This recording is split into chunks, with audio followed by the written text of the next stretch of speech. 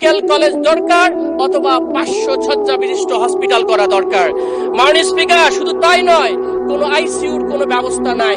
আমি রিসেন্টলি ঘুরে এসেছি, 130টা শিশু স্ক্যান নামক একটা শিশু ওয়ার্ডে রয়েছে, কোনো ডাক্তার নাই, কোনো ধরনের ব্যবস্থা নাই।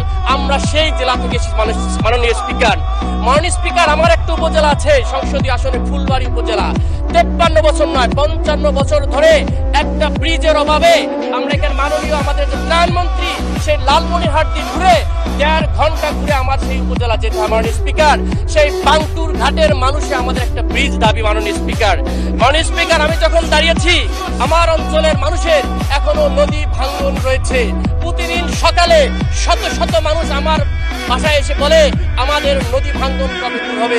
আমরা 12 মাস ধরে করি, 9 মাস ধরে করি, আর 3 মাস ধরে ভাঙে।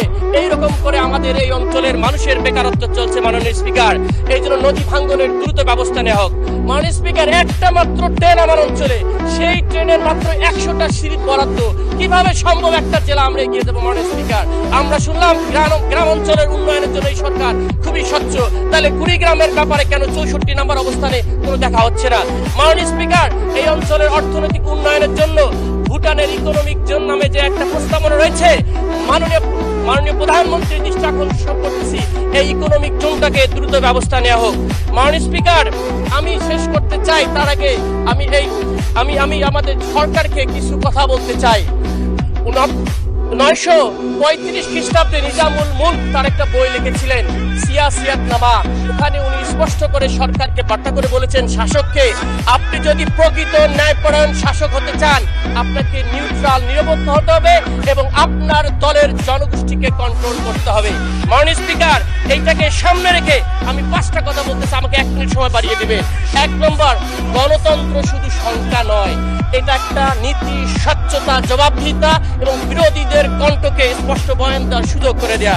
মাননীয় স্পিকার, 2 নম্বর, বাংলাদেশের সার্বভৌমত্ব শুধু সীমানায় নয়, অর্থনৈতিক সার্বভৌমত্ব, রাজনৈতিক সার্বভৌমত্ব এবং আধিপত্য বিরোধীর একটা কালচারাল বাংলাদেশের কালচার থাকা দরকার। মাননীয় স্পিকার, সর্বশেষ বলতে চাই, প্রতিষ্ঠান যদি না টেকে বাংলাদেশ রাষ্ট্র টিকবে না, সরকার টিকবে হয়তো।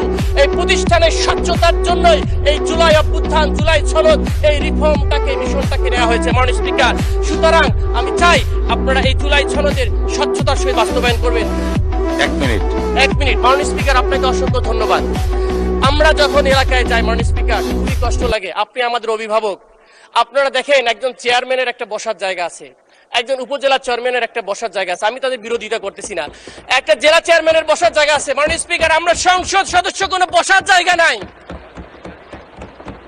মাননীয় স্পিকার, আমরা ট্যাক্স ফ্রি গাড়ি আমরা নিব না বলে দিলাম, কিন্তু আমরা দেখেন একজন এসিল্যান্ডেরও, আমি তার বিরোধিতা, এসিল্যান্ডেরও